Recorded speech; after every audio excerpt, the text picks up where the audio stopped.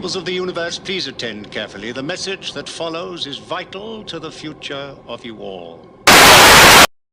Indeed it is. Indeed it is. I hope there's somebody making a record of this, some kind of written record, for when the apocalypse comes and we are without electricity. I'm not sure what type of apocalypse it will be. Will it be kind of like The Postman? God, I would hate to be in a really bad movie with who was the guy playing himself in it? Tom Petty. I mean, listen. If you're going to be trapped in a movie, you want to be trapped in a movie like Iggy Pop playing a what did he play in Star Trek? Was it a halter? I can't remember. No, not a halter. Oh, what they called again? The servitors of the Dominion. You had like the politicians and the Jem'Hadar. Man, the Jem'Hadar was cool. that whole thing was very. I think they did that very well. Anyway, how is everybody? Good morning, good afternoon, good evening, wherever you are in this wonderful world of ours. And this is for me an all new world, an all new world. What is that? Yeah, it's from what was that from? It's one of the Disney cartoons, right? Disney. Who would have thought at the end of days Disney would be the face of evil? Right, like that's unlikely. Well, they do say they put the most unlikely things in the most unlikely places to fool the Satan. Right, the Messiah comes from the lineage of what's the word? Moab. I think, is it Moab or is it I think Moab. So Moab is somebody who was born from their in how I found was born from like this incestuous relationship that happened after the destruction of Sodom and Gomorrah. Good story, right.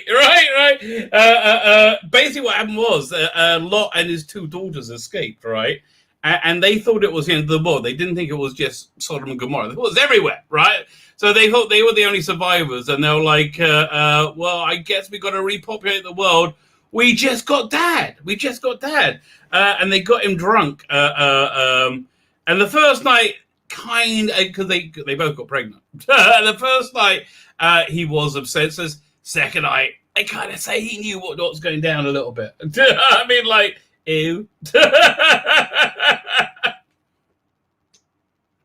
Anyway, I hope it is well. For me, it's a whole new world. It's Rosh Hashanah has it happened? Vorta, thank you very much. P.D. Rich, how did I know you would know that? It's from Aladdin. Look, you're telling me everything. The only way, I never saw Aladdin. All I saw of Aladdin was the most awesome ride at Disney, right? First, I used to live in Miami, so we had a season pass, and I would basically when it ran out, we moved to Israel. I mean, like, what's the point of staying? But it was awesome because whenever I go, I'd like start in the Magic Kingdom and start for the full classic. You go for Mickey's Fill of Magic, which is like one of those 3D sensory shows where you smell things. It's all in 3D. And it's basically you go through all the Disney cartoons, and it's glorious. It's freaking awesome, and you're like flying through it. It's just lovely, right? It's a really nice way to start Disney. Here's what you do if you ever visited Disney. This is just an aside. If you're ever visiting Disney, it's not so possible anymore because it's too expensive now. But when I lived there, I would only go if I could stay on property, right? Because it's a qualitatively different experience, and also the budget hotels were freaking awesome. They were about 10% more expensive than a budget hotel normally, right? Oh, they had 20%, but the quality of service you get for that is just freaking incredible, right? It's so worth it. You get extra hours in the parks, so you got to know what you're doing. So basically research, work out what you want to do. Work out your map before. And I used to work maps out for people, right? For them. So, because there's a way of doing it. You maximize your play. So basically what you want to do is you want to get there as early as possible in the morning. Normally you get like there an hour early if you're on the on property. So like we were there on Christmas Day, right? On Christmas Day in Disneyland, busiest day of the year. By 11 o'clock, we had enough. We saw everything we wanted to see that day. That morning anyway, and we'll go try our breakfast at the Magic Castle, with the Disney princesses. Now that breakfast, let me tell you, very coveted. Okay, here's again. This is about 10 years ago. Here's what you need to do to get it. Right? It's crazy. Disney is crazy, man. I mean, they had the whole lore about it. So you had to. They only sold them 30 days in advance. Oh no, 60 days in advance. And if you didn't get them in the first minute, it was sold out because they'd have tour companies would buy them, right? So you had to be really, really, really lucky. So my wife, she did it. She waited from she phoned in exactly 9 o'clock in the morning or whatever, 8:30 in the morning, and constantly for until she got through somebody. And she tried it for 3 days. Ended up, we got it on Christmas Day, and it's like the most coveted thing, So because you're in the Magic Castle and you're with all the princesses, right? Who are all freaking hot. Let me tell you. I don't care if it's all fake and makeup. I would do all of them. Okay. Now I was there with my wife and daughter, so that wasn't the first thing I mentioned, but they are. Although, okay, this is a weird aside. There's this very good restaurant by me that's really cheap. Like you get like good Israeli food, like shawarma, kebabs, whatever, chips, falafel. You get salatim, all the basic big Israeli, and it's like a reasonable family price. They had a phase there about 15 years ago of every waitress that worked there was a supermodel. Like literally everyone. I was just like. I'll tell her, what do you want me to do? Look at me. And then she was like, you're right. They're all crazy. But there you go. Anyway, so you want to get... And so we got on Christmas Day, we had all the high traffic rides. We did the Under the Sea one. Very, very high traffic. I'm surprised about that. Magic Mountain, easy. We did that on the other... basically, it was it. We did that whole little area around Magic Kingdom... And a bit of Magic Kingdom to Tomorrowland-ish, right? That's basically it. That's basically what we covered, and that was like all the high traffic. Then we went for breakfast, right? Relax for a bit, and then we got this VIP seats to a parade. That means we didn't have to line up. We sat there, and they brought us hot drinks and blankets. Freaking awesome! Now there's two types of people in the world. There's one time I went on one of these VIP things with my brother-in-law, right, at the Universal Studios, and it was me, my family, and my brother-in-law, his family. Fantastic time, just a fantastic time. But we had these like VIP things, and they weren't that expensive. It was like $90 a head, I think. It was like, there were 6 of us, so it was a lot. But it was, you get there, you valet park, right? You drive right up, you valet park, you have this like green room where you have their drinks and everything for you. And then you get your personal valet, shows you around, takes you on a tour of the freaking park, right? And you go all the bits that, the plebs can't go. And yes, I like elitism. As long as I'm on this side of it. But you know what? I don't mind being on the other side of it either, because I like to aspire to get to this side, right? So anyway, there was one ride or something tour, I think, that wasn't working. No, they did. Okay, another great bit of news. Okay, if you're Jewish and you have kosher food, they always screw it up, and I don't know how. It's easy, mate. So when they screw up, they're ready to do anything for you. I mean, they would do anything, mate. Okay, they want you to be happy. Again, I was with my wife and kids, but I don't think this was Hollywood, baby. This was Hollywood. I don't think anything was out of bounds. Anyway. So we went. They took us to this stunt show or something. I can't even remember what the show was. And the people were lining up in the front row, and they shoved them out the way. They had VIP. And I was like, "Well, this feels right. This feels how life should be." And my brother-in-law was like, "Oh God," who is genuinely, affluent in a way that I would love to be. Right. He's doing okay. And he's like, "Oh God, I'm so embarrassed." Me, I'm like, "This is right. I should be the king." Anyway. So Rosh Hashanah was good. I don't know how we got there. Rosh Hashanah was very good. Okay, here's a rather dickish thing, spiritual thing I'm struggling with now, which is not good, right? Which is not good. I'm thinking, how do I stay humble and yet be so awesome? I mean, what happens if you are genuinely super awesome? It's hard. I mean, that doesn't sound very humble, right? That doesn't sound very good for you, right? But listen, I had this bit of epiphany, right?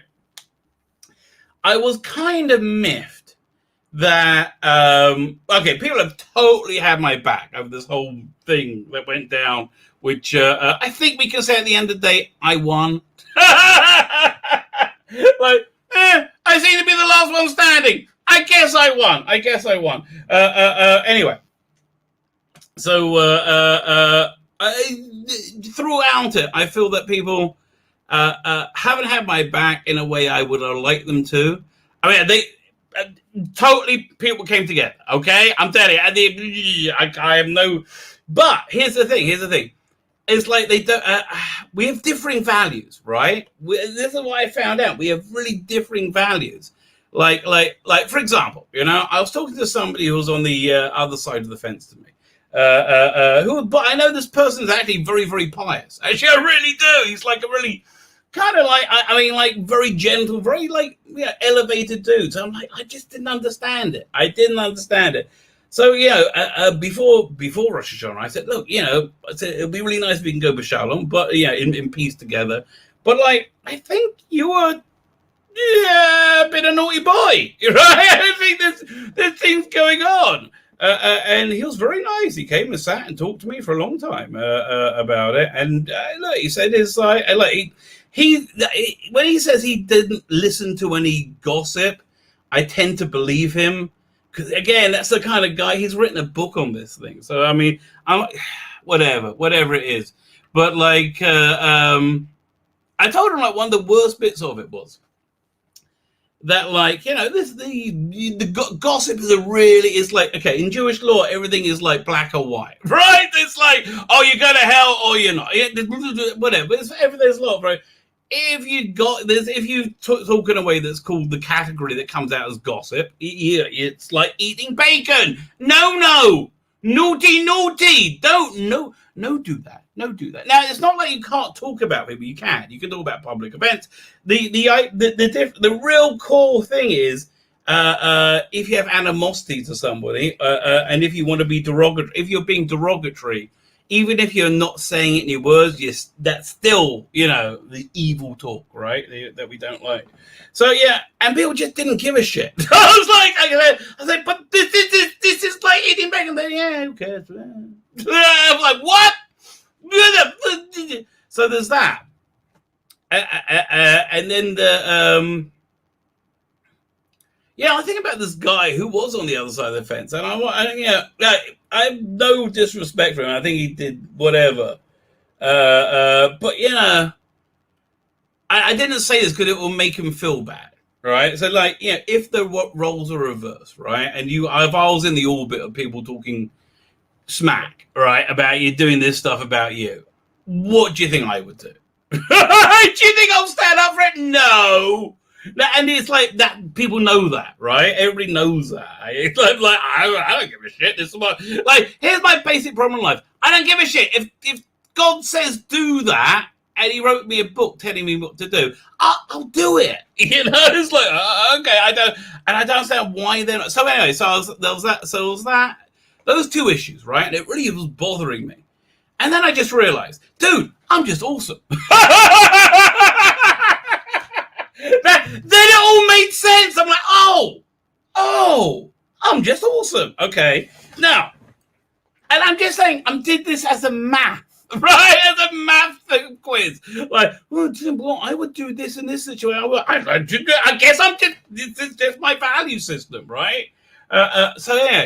But that thought is not good.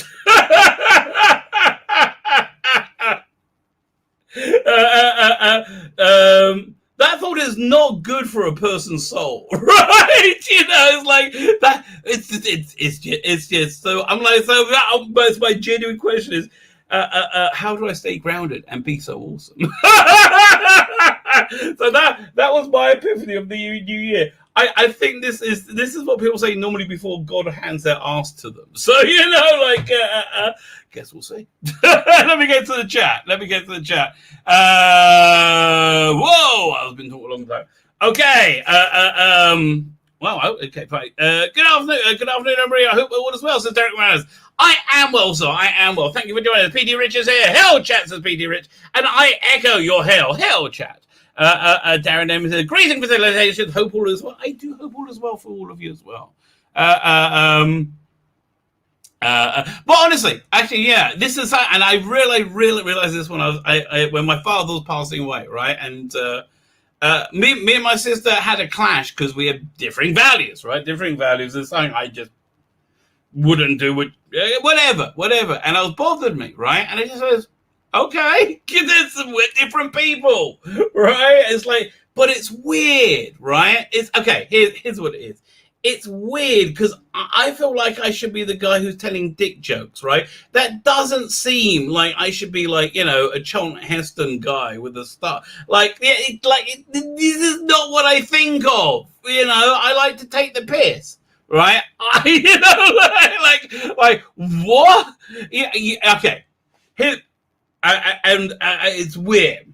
I'm telling you, it's weird. It's like being in the Twilight Zone episode. Brian Michael Bendis, when he was good, right? Which was about 10 years ago. And man, when he was good, he was great. It breaks my heart. Oh, man. He was so good, right? He had this book called Powers, which was the second best book I think I've ever read. I mean, aside from the classics, Watchmen, Dark Knight, the Killing Joke. But Sandman, the classics, okay? But like one of the best series I saw of that era was Alias by Brian Michael Bendis. Freaking incredible, absolutely incredible. It was Jessica Jones, but it was so much better than the TV show. Because imagine Jessica Jones with the Marvel Cinematic Universe going on in the background, like Dr. Octopus in the background, like in the comics she dates Ant-Man, right? And there's a super battle going down out, and she's like, you got to go deal with it. I said, nah, I'll take the night off, right? Like putting that in the back made it awesome. I mean, freaking absolutely. That was a Bendis book. That was one of the best books of that era. One of the best books, period. Love it. I mean, that's in a time capsule to stay with you forever. Absolutely gorgeous. So the book he did leading up to that, which was basically, this was a rip-off, was Powers with Michael Omen. Oh man, that was awesome until the last volume of it. And I bought the last trade paperback to finish off the series. I couldn't even finish the book. It was awful. Which actually I found the same thing about. What do I have it down here? That's Grant Morrison book I'm putting a review out about. Fine, let me go back to the chat. A great news. I did actually. It was really good. I mean, it was just, oh man. Okay. There's a lot good going on. Okay, I'm trying to simplify Jewish politics for you. So the current president of the show, I think, has done just an insanely good job. Like just insane. I think this is off the charts of insanity, right? He came in with, look, we used to be a very united community. We really did. And then this person arrived. Things went down, and we were very divided. There's still a scar, which I think I'm partially responsible for that because I'm from my end, but I'm trying to let it go. All right, I feel like Christopher Eccleston with BBC, which we are going to talk about. That's wild, right? Oh, that is wild. And I really want to talk about. Also, we want to talk about the crazes, the internet crazes, What are they called again? They used to be called Not My Doctor, right? I don't know what they're called. Do they have the group name? I don't know what they are. They've gone crazy, right? They've gone crazy. So, here's what's going down with that, right? This is actually, you can deal with this one quite quickly. Because the same things happen in the comic book industry, but they're about 6 months ahead, right? So, like when animals get to an abattoir and they get spooked, right? That's what's going on with them, right? Because they know we're about to be proved right about everything. And they don't know it in their head, right? They just smell it in the air, right? They smell it in the air. There's no new production team.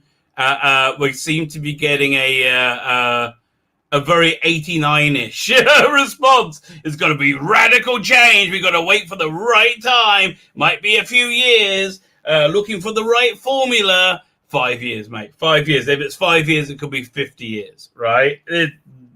Yeah. But they know. Okay. Why does Noel drive Mr. TARDIS insane, right?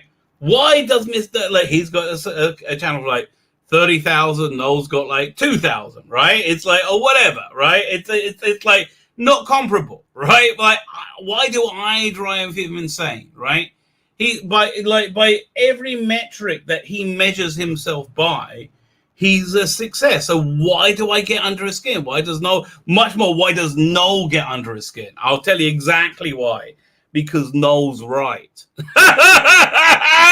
And he knows it. His soul knows it, and he doesn't know he has a soul. And so he's freaking out. That's basically what's going on in the world in general. Look, we all have souls.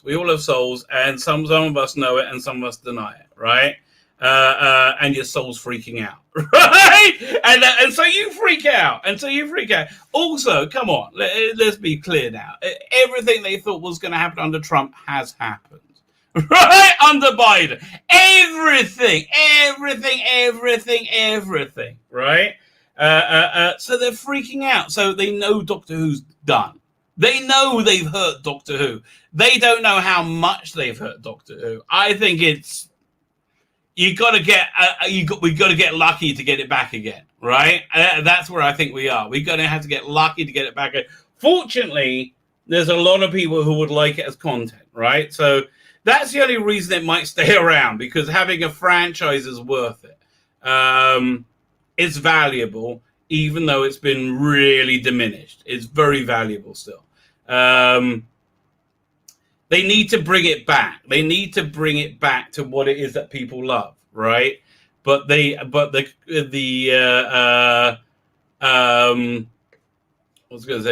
culture at the BBC hates what it was, right? So they're like, what's that? June Sarpong or whatever her name was, 3 days a week makes 100 grand more than the Prime Minister, right? It's like crazy, like really?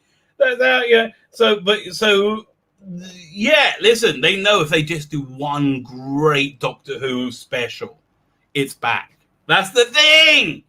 So, but is it going to happen? My guess is this. Chibnall's leaving and he's going to set fire to it on his way out, right?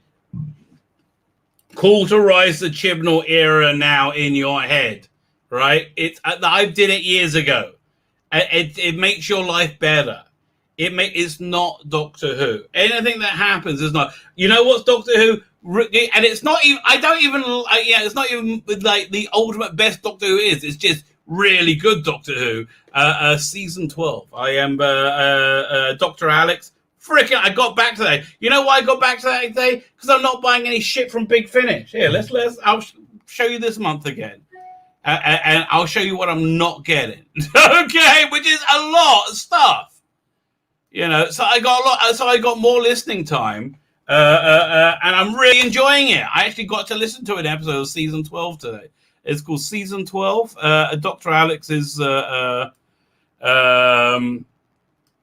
continuation of you can start it right after the Whittaker era, right, or any time, right, and it really explains everything in a really good way. And now the thing that really works for it is that he's able to get the voices of the characters really, I would say, perfectly, right? And the inflection, and I like what he's making 12 do, right? It feels very much in character, and I'm enjoying it, right? I'm really, really into this. Season 12 by Dr. Alex, real strong recommend, right? You can buy it as a book, or you can listen to it online as a book on tape. Honestly, if I was him, I would offer it as a CD, free download. You can either get the book and CD, just the CD, or the free, and everything gets the free download with it. I mean, it's or just go to YouTube and listen to it. But it's a cultural thing, and he's starting up a Substack because he's in the middle of writing season 13, which he wants to put out when they put out Chibnall season 13. So I think he's going to do that via Substack. Which I would sign up for that. It's good. I think it'll be good. I think it's going to be good. So yeah, I've been really enjoying it. So here, look, let's have a quick look of what I'm not getting this week. What's new? So the 11, piss off, and I haven't heard any buzz about it. No one's excited, right? It is like no. Yeah, listen, we've done this dance too many times before, right? You've let me down too many times before. I'm not even going. And it seems like Colin Baker might be in it for, a bit or 2 episodes. That's my guess. That's the sort of thing they normally do. The Lost Resort and other stories. Piss off. Let's look at the trailer. So they got the video looked quite good, but I'm like, it is not worth this. I am so not in it. I don't want to hear anything about Mark. This whole like cul-de-sac on the 5th Doctor on the main range is shit. Leave me alone. And the only reason they put the Daleks in is because otherwise nobody would buy this shit. Hey, it's got Janet Fielding in and Sarah Sutton. Like you should be chomping at the bit. It looks like they got a bit of Adric in there. Yeah, so let's have a listen. Let's have a look at this.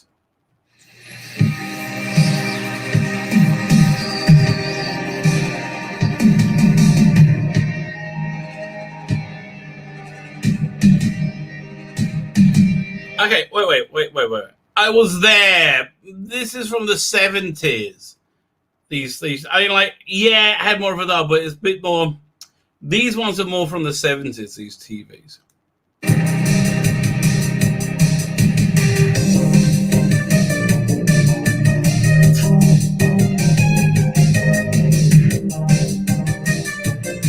Okay, this is cute.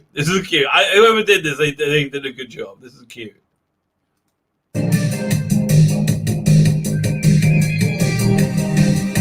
I'm still not buying it. Leave me alone.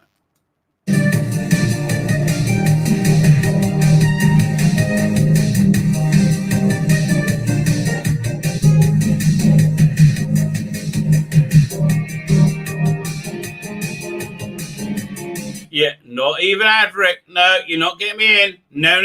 I don't care. I don't want to hear it. Leave me alone.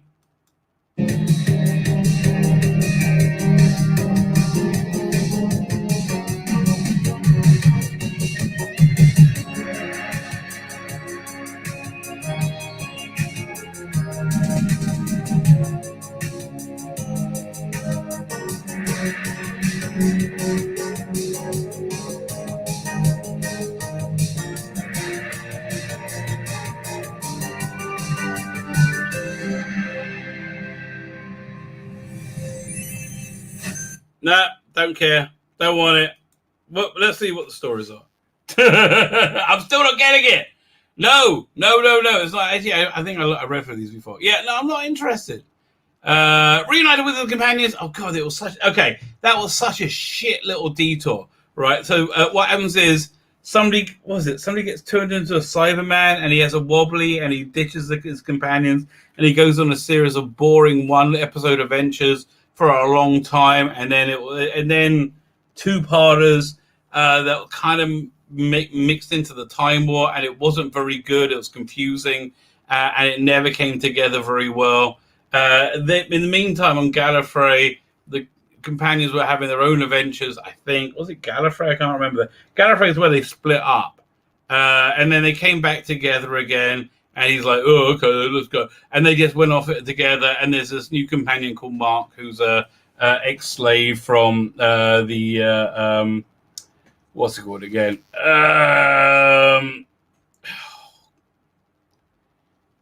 Can't remember. It's this thing over here. 1 second. No, I'm not going to look it up. Oh, 1 second. If I go over here, isn't supposed to. Here, 1 second. I bet I'll find the thing of it. It's Big Finish Originals. No, I'm not. Okay, I'm gonna look because I can't just make me crazy. Cicero. Okay, it's not that great. Human Frontier is good though. Oh man, that was annoying. Reunited companions. The Doctor plans to travel home to Gallifrey and are cast aside when the TARDIS materializes at Ceresa, a planetoid with an unusual temporal atmosphere. Home to welcome Santorium, seemingly an ideal place to recuperate, but patients like Santorium are mere shadows of their former self. The chaos they can hold. Your secrets remain as strong and healthy as ever. A 4-part seems a bit too long for this one. And AK Benedict, it's okay. It seems skippable. I don't like Mark. Leave me alone. I don't want to hear any more of Mark. When the TARDIS crew arrive in the RMS Oceanic, they meet notorious Nellie Bly on a final leg of a voyage in a world less than 80 days. Oh, God, this is annoying. But Saboteur on board, the Doctor and friends must help Nellie reach her destination and save the future. Right, I'm out. Nellie, leave me alone. It's Phileas Fogg. What? Like, why? Why is there has to be a chick version of everything? Yeah, I'm out. How much is this? How much money did you save me? You saved me $20. Thank you, Sarah. Oh yeah, you're shit. I've seen the stuff you've written. It's utter shit. 1 sec. Let's take a wade through the. Oh no, you're not the person I thought. You've actually done less than that. Okay, fine. At least you didn't do it in the Time Lord Victoria stuff. God, that was bollocks. I said they gave up on trying to recruit only women. They just like, again, what do you want? Can you identify as a woman? That'd be lovely. Nightmare of the Daleks. Please buy this box set because the Daleks are in it. Please, pretty please. We're gonna wheel at Nick Briggs. He'll do it. Deep within the drilling rig on planet XB93, its crew has been suffering from nightmares. Dreams of cold metallic creatures stalking through the base, killing them as they sleep. Fortunately, the crew, the Daleks' own worst nightmares just arrived. He goes by the name the Doctor. Yeah, I think this is his first thing, is it? Martin Waits. I don't think I've seen anything by him before. Yeah, this was super forgettable. Which one did he do here? Yeah, I can't remember. This was just super forgettable. Anyway, I'm not buying this. So sold off. Save me some money. I would have got you. In fact, I'm gonna get the free one. Okay, I'm giving them every bloody opportunity. I'll get the free one. If I like it, I'll consider it. Probably not. Yeah, no. I just saw the names again. Yeah, sorry. Tessa North, do you do Time Lord Victorious? No, this is your first thing, please. This is what they should put these people on free things, for God's sake. Daniel Blythe is good. I mean, Doris Sutherland? No, not really much. I mean, just like, oh, look, we hire women. And still you end up with blokes. I mean, like, what do you? Yeah, I just think you ran out of women. Fine. Oh, let me have a look at the thumbnail. I forgot what even what we're talking about. Man, so I've been getting the print files ready for my Indiegogo. I getting them uploaded to the printer. Man, that was a big job. It's I'm only halfway through. It was a really big job. I'm looking at this. Well, I've got too many things. Okay, here we go. We go over here. We go doink. We go doink. And we will see what's coming soon on the Rabbi for Another Planet. I think we're going to be looking at the Christopher Eccleston first. That's really interesting. I say, oh, that's a good thumbnail. We'll get to that in a second. 1 second. See, my trouble is, it's hard living with yourself when you get this awesome. I guess this awesome. Is this the one? Nope, that's the wrong one. Oh, this must be the right one. There you go. Doink. Yeah. I'm going to do the second. We'll look at the Twitter thread from Ian Levine. Almost certainly he's right. Makes a lot of sense. Right? I believe that's probably the case. So here's what we got coming up. We have my 2000 AD, very nice cover this week, I have to say. 2000 AD review. If you ever like, this is actually a fun little stream, a fun little video.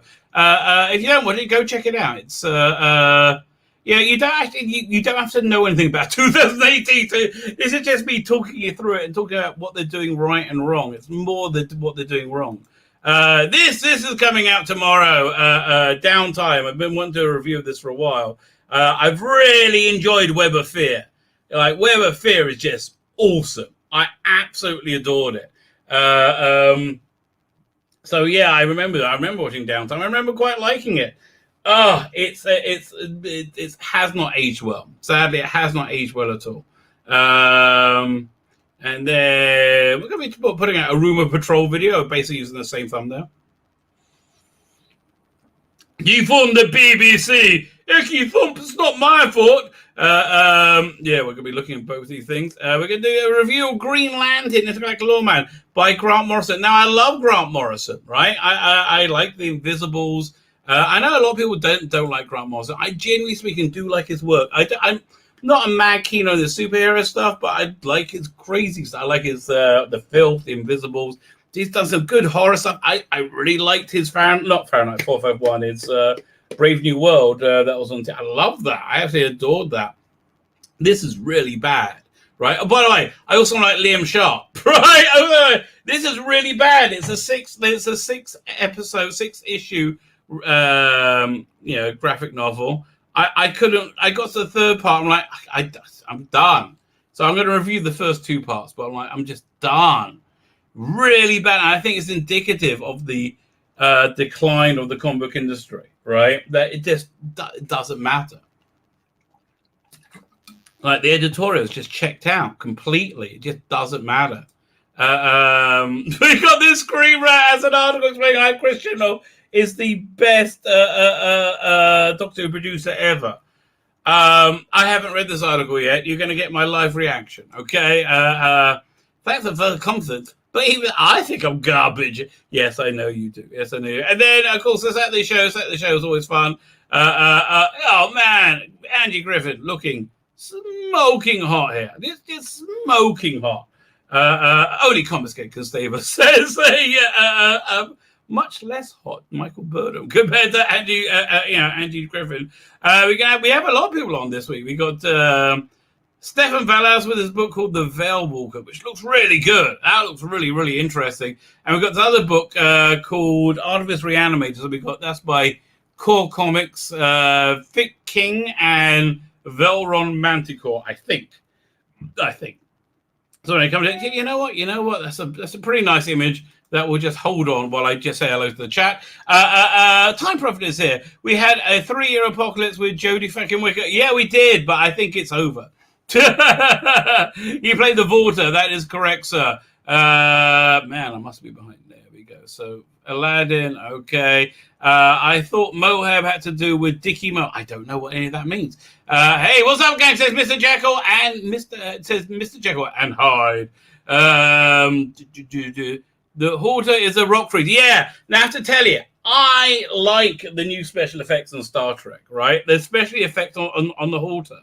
as it comes and attacks Kurt or whoever it is, like it leers up. It's so much better, right? It's such a small effect, and it makes it so much better. It's incredible. It's generally speaking, I'm a fan of new effects. I really wish they would have done some from the season 24 box set. I really wish they would have just edited Delta and the Bannerman down into what, a 45-minute episode with new effects. It would have been tons of fun. You know, they would have cut. It was flabby. There's a lot of stuff they needed to cut out. But I think with new effects, they could. And also, if they're going to do new effects, maybe they could do a bit. They could work something out with the cliffhanger on episode 1, right? They got to be some way they could have. You know what they could have done? They could have like, as he's walking left across the parapet, whatever, they could have like photoshopped it being cracked and destroyed, so you can't go forward that way, and so he decides to climb down to the next level, right? It would just, and then when his legs are dangling, you could have make it more. You know what you could have done? Okay. Here's what you could have done.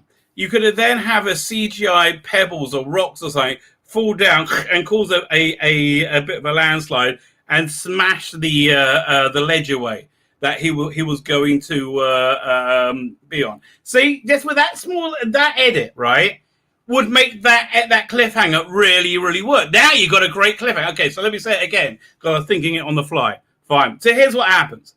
So in Dragonfire, in episode 1, he's walking across a walkway, and if for some reason he decides to jump over the side and climb down with his umbrella to nowhere.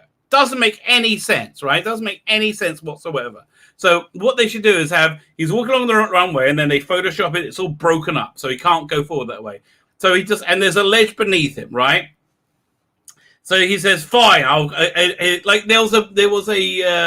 if you want, even you can make it that there's a stairway to the next level there, and it just like crumbles in front of him, right? Yeah, you can put like a little ice slide coming in, right? There's a lot you can do here, right? So then he decides to climb down to the next level, and as he does, his feet kick the ice, causing more ice to fall, shattering the ledge that he was going to go to, right? And was he something along the? Now he's dangling. Now it makes sense, and you know that really that's all that really needs. Maybe do something with the mother who didn't notice the mercenaries killing everybody, and that's the other thing that was wrong in season 24. They had too many people dying, right? They had too many. That's really the mistake with Delta and Bannerman. They killed off too many incidental characters. Fine. So Aaron Evans said a break stop is here. Christian will kill Disney. Well, good for him. You know what? We should pit them against each other. Heather Sulu, how you doing? But of course, you know they are both servants of Satan, so they would, get together. Andrew Goff, thank you so much. Thank you so much for backing my Indiegogo.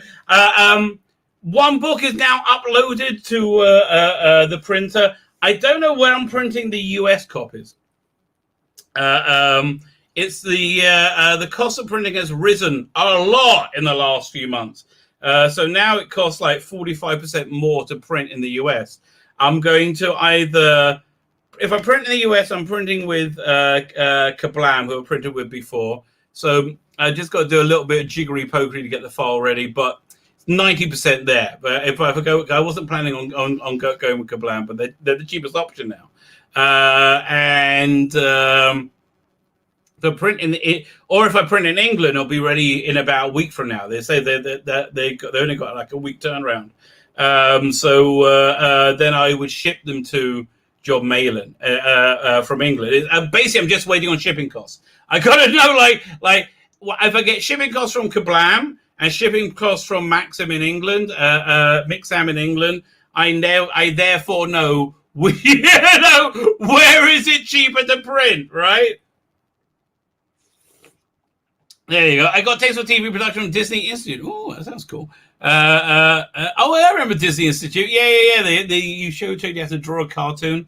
Cam is here. How you doing, sir? DC, in 500 years from now, the word Disney will be mistranslated as a great Satan figure in a future religion cult. Yes, that's exactly that. You come from the future, DC, and you tell us the truth. Do not stop telling us the truth, DC. Who are we up? I just saw somebody new here. Disaster Area. How you doing, sir? New. We've been going for nearly an hour.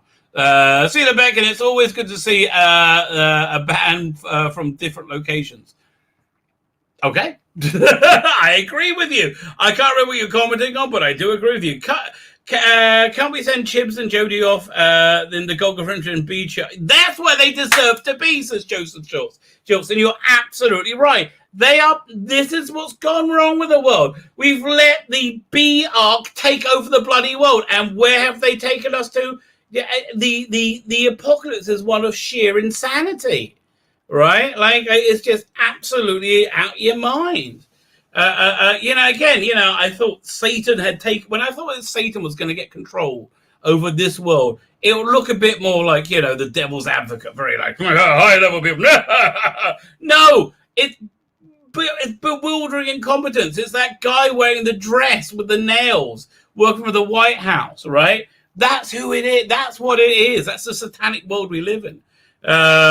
Straight enough. The Singing Magpie, how you doing? At DC or hell, Disney the disrespectful. Yes, they are disrespectful. Darren M, extremely likely. I'm sure it is. Graham Rigg is here. How are you, sir? If you go too far, God sends a corrective. That is true. Wonder Girl says, Wonder Girl 6 says, and I can't argue with Wonder Girl's 60s, I have to tell you, Wonder Girl 60s is going to be a lot more, a lot sexier than Wonder Girl 20s. 60s, people weren't afraid to be beautiful. Wonder Girl 6s, you remain as beautiful as you are. Doctor, is this death? Number 13 in the number 13 in Judaism. Yeah, that's bit of a strange one. Honestly, once you get to 8, that's all there is, right? I mean, there is 13, obviously, but like 8 is equal to infinity. It is you have basically 6 directions. Was it front, back, left, right, up? Yeah, you have 6 directions that represents this physical universe. Front, back, left, right, up, down. Right, that's the way the directions that you wave your palm frond in. I will be that in about a week or so, about 10 days. I will talk about more of that at the time. So that represents a dominion over this world. 7 is breaking into a spiritual world when you are it's basically breaking into the areas, the human areas of the next life, right? And then when you get to 8 is beyond comprehension. But I mean, obviously the 13's the age that boys become liable for themselves. That's why they are bar mitzvah. Couldn't you guys go for a bacon double cheeseburger right now? Yes, I am. Yes, I'm going. No, dude, the more I like bacon, the more I like, and the more I don't have it, the better life is for me, dude. It's it makes me meritorious. So today we're starting a little bit later because today is the fast of Gedalia. Today is the it was. It finished. It was. Also, Rosh Hashanah is a fast day. It's basically this was the day that Gedalia, who was trying to make some kind of peaceful Jewish existence possible in Israel after the Romans had invaded, he was killed, right? Because the Zealots wanted to, do something. Anyway, so that basically was the end of Jewish life in Israel, and that's when the exile began. So today is the fast of that. It's basically today is the first holiday day of the 10 days of repentance. These are 10 days when you want to introspect and be your best self possible. These are basically your fate was written down already on Rosh Hashanah, right? Rosh Hashanah, that God opens up the book, a book of life and book of death. And he writes you down. He writes down, what's happening for nations, what's happening for you personally, right? And then it gets sealed on Yom Kippur, which is going to be on Wednesday. Which not PD Rich. It's can't remember. There's a good Judge Dredd stream going on, which I would love to join, but I can't because it's Yom Kippur. Oh yeah, sorry. I was going to tell you this aside. I really thought about this. There's a central prayer in Rosh Hashanah, which I really love. Have you ever seen the movie, the TV show, The Leftovers? I so recommend it. Right, Leftovers is brilliant. Apart from the last episode, the last episode is very bad because it's a book about deep spiritual. It's a TV show with deep spiritual truths in it, written by atheists. And so they didn't know how to finish it. So they did it like totally wrong. But up until then, real interesting stuff. So essentially, Chris Eccleston's in it. And he's like, he's been on this spiritual quest the whole time. And he meets God, right? He meets this guy who says he's God. And he makes the think he might actually really be God. Well, he certainly acts like he is, and he. But as he's going to see him, in the music in the background, they play this very religious music. This song called Avinu Malkeinu, which is a central prayer in Rosh Hashanah, and it's and we say it all the way through these 10 days of repentance. It's a really cool one. But the musical version is very, very nice. Anyway, I like. But I had this like another epiphany during that was the central focus of Rosh Hashanah is making God king, right? Making that in your head, you got to understand that he's the boss, right? And that's not an egotistical thing. That's again, this is Jewish philosophy, and I like to explain Jewish philosophy. Nick's a lovely pair of tits. I just want to put that out here. But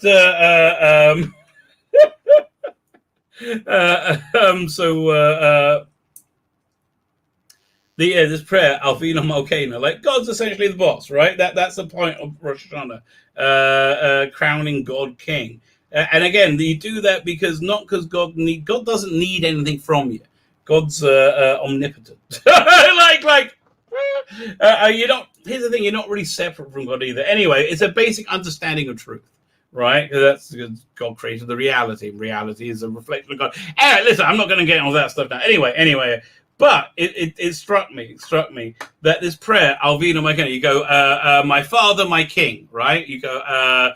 Avinu means you're my father. Malkeinu. So, you're my father. That I might get a little bit of leeway with you. You're my dad. I'm Hunter Biden. Might get a little bit of leeway going with you there, Dad. Like Malkeinu. You're also the king. You're king. You can pretty much do anything. And so, but it struck me. You're only going to get to address God as your father if you accept him as your king. Right, that's the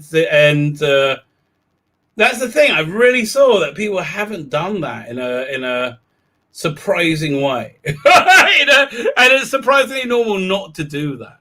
So it's just really weird. No, it's a Thursday. No disrespect, but the rabbi is beat up. I'm really not. I was. I certainly was. It was this revelation that made me not pissed off anymore. I can't judge other people by my standards, even though my standards might be demonstrably higher than anybody I know, which makes me stress. But I don't understand how to have them lower. That's the thing. I feel like I'm a bit of a dick. I don't feel like I'm that elevated a person. It's really bizarre. Never could get the hang of Thursdays. Yeah, it's true. That is true. Okay. It just jumped. It just jumped. I've been waiting for it to jump, and I've been pretty good with it, but no. Fine. So let me whiz through. I'm probably missed a bunch of people. What's Noel? Oh, Noel's channel, Big Sir. That's the TARDIS Zone. Really fun little channel. Okay, I really like the TARDIS Zone. It's he does watch-alongs. Look, it's Noel. That's what it is. The TARDIS Zone is Noel. And Noel's just a fun guy, right? Noel's a fun, nice guy who loves Doctor Who, right? Loves Doctor Who. he does often get into scraps because he's very, very passionate, right? And you will get, but you will get sucked into them. It's such a strong recommend, right? His channel is such an incredible strong recommend. Tons of good stuff, but basically it's just Noel being Noel, and it's nice being part of his life, right? And you do that through his channel. Unrelated, Gaten, what kind of music do you like? Good question. I was just listening to Rizzle Kicks before I came on tonight. I was like thinking, oh man, it's a real shame they vanished. If you haven't heard Rizzle Kicks, they were like, I don't know, whatever, how I describe them, I'm going to sound horribly old. They were a hip-hop rap band, I think you call them, but that all old white men liked. It was really weird, right? A lot of old white men really like Rizzle Kicks. They did 2 albums, and that's basically it, which is a shame. But they've been really good stuff. I mean, really, really good stuff. So I have I'll show you my iTunes. There we go. We'll just do. There you go. Good question. If I may say so. Where is it? Not entire screens. No. In all boxes. No. Hang on. The screen must not be up.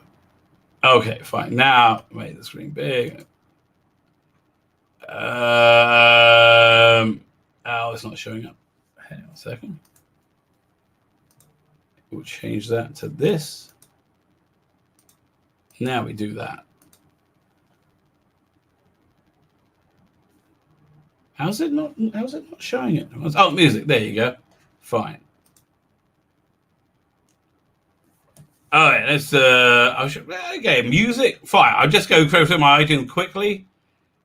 My go-to music is, I've got a couple of playlists. I have this awesome Simpsons playlist. So Good Times, Live to Live. I can't play any of this stuff. Delilah's great. Bit of Tom Jones. I love a bit of Tom Jones. So I got, was it? I Want You Back, Hooked on Feeling, Go All the Way. Spirit in the Sky. I love Spirit in the Sky. Big fan of Spirit in the Sky.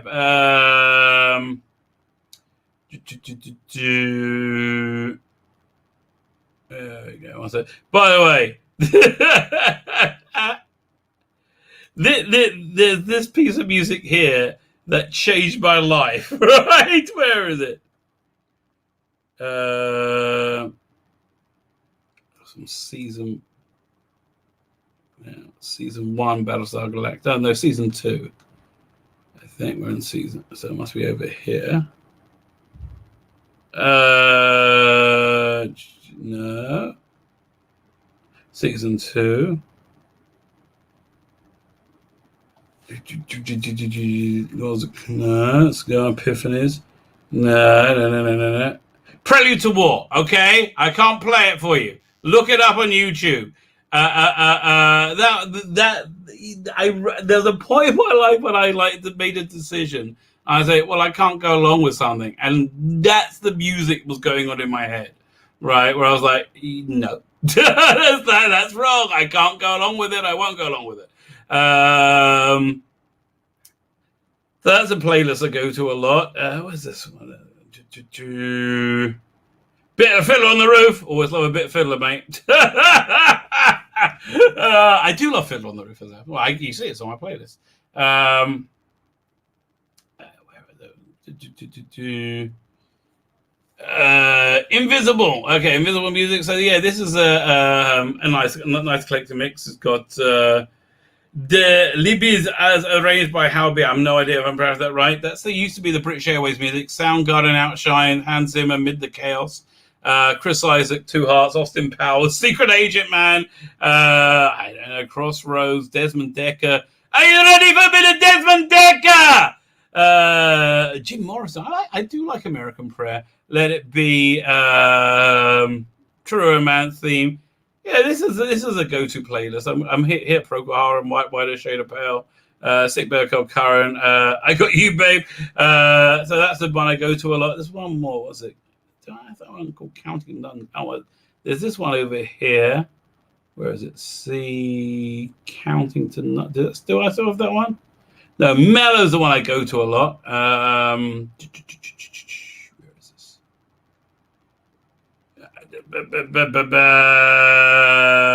There we go. Oop, doink. Fine. So, man, Max Richter, the twins. Oh, you've got to check it out. Incredible. That and Vladimir's Blues. Both Max Richter. Both of them are from this show called The Leftovers. Just beautiful, beautiful piece of piano music. I mean, just stunningly beautiful. Raikuda Kakuna Mixteca from the movie Paris, Texas. Love that movie. Fargo, North Dakota from the movie Fargo. Piano Concerto D minor from Amadeus. It's a Wonderful Life. Tomorrow Never Knows. Beatles at the end of Rubber Soul, I think that is. No, at the end of. Hang on, let me have a look. No, I'm not going. Can't play it. Don't play it. We'll get in trouble. Duh! Right, 1 second. Albums. Show us albums. Revolver. There you go. Oh, that would have annoyed me. The songs. There we got Tomorrow Never Knows. Vision of Johanna, Bob Dylan. Oh no, great song. Spirit in the Sky and Oh Happy Day. I do like a bit of gospel. So there you go. That's the music I like. I like to be accommodating. TARDIS Time is here, but I think I said hello to you, TARDIS Time. No, I said Time Prophet. We get Time Prophet and TARDIS Time mixed up. Gareth Morgan, I think I said hello, but I'll say hello anyway. Shameless Bug, don't forget, check out Dave and I stream at 9 7. Dave travels through time too. Please put the link in the video notes. Also, I will give you the link to Dan's stream when I'm left. Type 40. They have a show pretty much as I'm finishing. 8 o'clock UK. Legend of the Traveling TARDIS, how are you doing, sir? So glad that you could join us. Natty Bateman, Mark gets written out in Nightmare of Daleks. He does. Oh, thank God. But I'm done. No, I don't need to hear the end of it. Right? Leave me alone, Mark. I don't care. That's the thing. You made a whole storyline, Big Finish, that I don't care about. Doctor Who is a 650-year-old man, watery eyes, and continually looking around in bewilderment. A look of utter malevolence on his face as he suspects his early friends. I'll go with that. I could go with that, I guess. Yeah, I guess. I've listened on Big Finish, but more often it's boring. If the audios were intriguing as the trailers, it would be worth the money. That is correct. You are right there. Listen, you go for the older ones. The older ones are all good. The ones at $2.99, that's good. Anything more than that, probably not. But they go with what's it called? Chimes of Midnight. That's fantastic. Jubilee, if you go, and there's Spare Parts. I mean, all these are fantastic. And they're like $2.99, right? It's so worth it. First one was good. Other two, I stopped playing it. Yeah, again, Big Finish have really lost their mojo. It's really sad what they have. Boomer Rabbi. Rabbi is a boomer. This isn't a live stream. It is. Oh, listen, I was plugging you earlier. I was just saying how glad I am I'm not listening to so much Big Finish today. Because I got to listen to episode 7 of season 12 today. Freaking loved it. Absolutely loved it. And listen. I do think the young lady you have playing Romana, or also the other character, doesn't strike us right. But I'm glad she's there. Very, very easy on the eyes. That young lady. But other than that, but I did like the episode. I just recommending it. It's a really, really good alternative. I think it's a real. So, by the way, if you didn't know, let's pull up that tweet thread now. 1 second. With I gotta go over here, and then I go over here. 1 second. Tracy Thomas, if you're in the audience, I got your card today. Thank you so much. You sent me a Rosh Hashanah card. I was like. I was like kind of speechless. I didn't know what to say. I guess I didn't say much. 1 second. It's okay. I've probably got. Let me just switch to my personal account. Yeah, which people block me as Rabbi from Another Planet, but they don't block me as me, which is weird because it's like I got my picture on it, right? Weird though it is. Fine, let's pull this up. Is that it? Yeah. Fine. So Ian Levine, at one time close associate of the show. Then he fell out with John Nathan Turner massively when he basically got the boot when Eric Carmel arrived. Actually, I think he probably got the boot while before that from Eric Saywood, probably. But so he went on a tirade, an anti, Doctor Who tirade towards it, especially in season 24. I mean, listen, season 24 was pretty bad, right? But and he did a personal production of Sharda that they wouldn't release, so he put it on a BitTorrent site. I don't think I've ever seen it, right? I mean, I think the professional one's pretty good. I know he didn't like it. I mean, do I have it? I don't think I have it. But let's see what they say. Now, I'm going to really upset people. Doctor Who is going to be arrested for 5 years because the BBC will not admit they got it horribly wrong. Though that does sound logical. I mean, BBC, not famous for admitting they got things horribly wrong, and quite famous for getting things horribly wrong. I mean, haven't they got rid of all their popular presenters of everything, and got check boxes in, like for question of sport and pretty much everything, and they've watched their ratings just implode? I mean, again, there was the name June Sarpong. Her job is firing white men. And how's that working out for you, darling? Right? How's that readjustment going? Yeah, no, it's not Netflix. It's that you're shit, right? It's not competition. It's just that you're shit, right? So, can they admit they got it horribly wrong? No. By casting a woman doctor. I'm sorry. I think a woman doctor could have worked if they cast her as a doctor, not as a woman, right? And then have the doctor explore her sexuality. They cast a woman doctor as a trans doctor, and it's shit. It's like and here's the thing. Your boy Zach says, and he's absolutely right. If somebody gets hired for their skin color or their gender or who they their immutable characteristics, then all they got to do is keep being the person that they are, and they're always going to have they're doing their job, right? Look, you hired me to be a woman. I'm being a woman, right? Yeah, I think it could have worked. Was it necessary? No, it's a trend. It's a silly trend. I think it's seen now as a silly trend. But it could have worked, but it didn't. It didn't, and so I think they got it horribly wrong by casting a woman doctor, because they cast her as a woman. They cast her for her vagina and nothing else, and you can so see she's not suited for the role in any way. And that's why it didn't matter who they cast, because all she had to do is have a vagina and say yes, which is normally a rule I live by.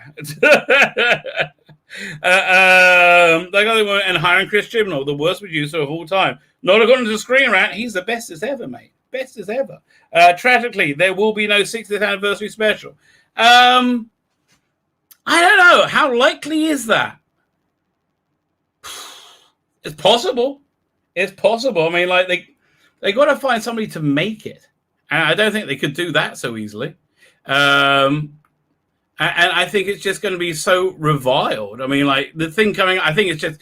I mean, honestly, I think Chibnall's going to kill it, and so they have to reboot it. I really think that's what's going to happen, because strikes me as a petty piece of shit to me, quite frankly. So I think. Yeah, but will there be a 60th special? I mean, it depends. It depends if they can find something to make it, and if they can find somebody to buy it. I don't think anything's set in stone, right? I don't think anything's set in stone. So I think you've got a point there. The role can be played by a woman. It was established in... Oh, God. It was established... Look at it before as far back Tom Baker's leaving announcement. Oh, shut up. No, it wasn't established until the sexist joke where the old general regenerated into a stunning black woman, Tanai Miller, and he said, "Oh, thank God I'm not a man anymore. Oh, I got an upgrade." Yeah, please. It wasn't established till then, right? In fact, it was the opposite was established, because when he met Missy, he didn't recognize her.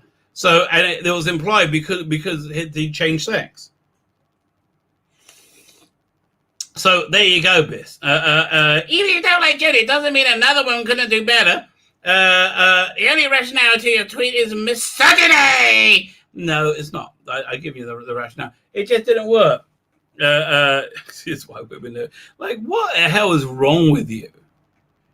I like, jeez, you're just a moron. Oh my gosh.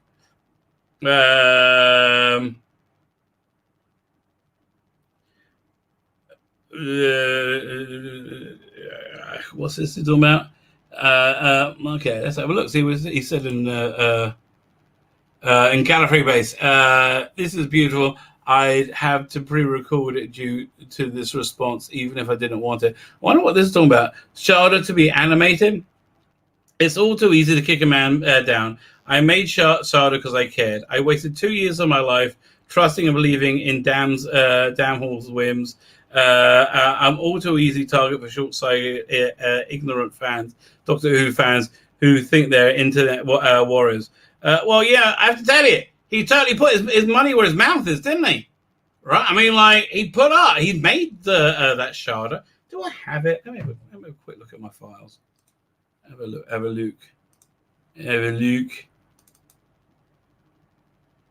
Now, where would I keep that? Let's look in my Sharda folder. See if I found anything there. 7906 Sharda. Nope.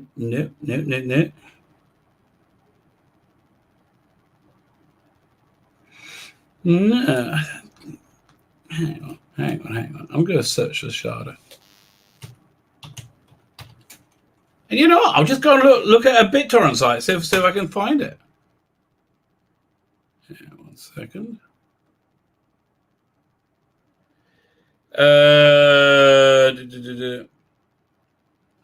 Oh, this is the Big Finish version I got coming up. Yeah, I'll let it do a search. 1 second. 1 second. Okay, fine. I'm just doing it. Fine. I'm going to. What's the name of that?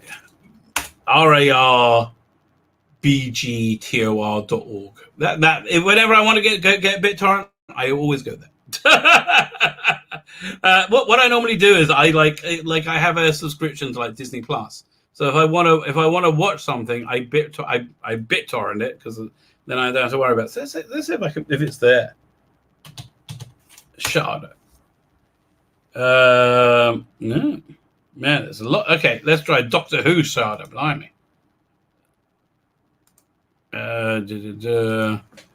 Doctor Who Sharda. Nope, nothing there. Yeah, fine. But I used to have it. I got it somewhere. I must have it on disc somewhere. Okay, 1 second. I just got a very convincing bit of spam that really tore me into it. Fine, so let's read. What's this saying?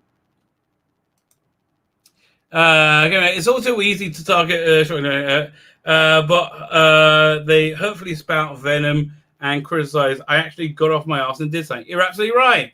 Considering my past generosity, I think the BBC have treated me appallingly and metaphorically spat in my face. This is my last post here. I feel betrayed by Doctor Who, both over this appalling Sharda injustice and over Chibnall's casting choices. Wow, he didn't like a girl, Doctor Who. We hadn't even seen her then, mate. In the 70s, I bought legal copies of all the old existing episodes at $500 a film print. Money the BBC kept, which literally saved all the black and white Hartnells and Trousers from being destroyed forever. I returned over 20 missing episodes of BBC. Now I wish I hadn't. So he's got all of them? Makes you sound like a bit of a dick there, mate. I have more important things to do in my life. I don't, which don't bring misery and suffering. Yeah, look, the whole Sharda thing looks sassy. I mean, that was wild. I agree that Chibnall was a terrible producer, but Jodie has been a massive inspiration and empowerment to many girls. No, she hasn't. No, she hasn't. She's turned people off. I know you want to believe that, mate, right? I know you love to believe that, but it's not. She hasn't been. And transgender people. Oh, transgender people, yeah. I bet most of trans love her, right? Yeah. Not young girls. Don't use girls to it's just you weirdos, you know, and not even trans people. It's mostly people who want to say, oh, I'm an ally. Want to use trans people as purse puppies. She needed better writing. Yeah, she did. But, you know, how on earth was hiring a woman wrong? Did you see the episode? Did you see its implosion? It's probably going offline. Whittle's casting was not the problem, neither were the other 13 casting. Well, the other 13 castings didn't result in the show being taken out of there. Well, McCoy, no, it wasn't McCoy as casting resulted in being taken off there. It was they were able to get away with it at last. That's basically what it was. You know, look, they were supposed to be taken off air, and we were never going to get Trial of the Time Lord, right? Season 23 onwards was never going to happen. And Jonathan Turner put out the thing saying it's only going to be for 18 months, right? And it was completely unauthorized. But Tracy, sorry, I just got. I was so nice of you. I'm sorry. Tracy Thomas sent me a news card. It was so nice, and also you put something on Facebook. You translated to Hebrew. It was cool. Yeah, thank you. When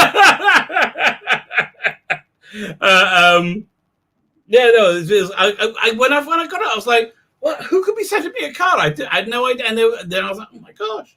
I was very touched. Thank you very much.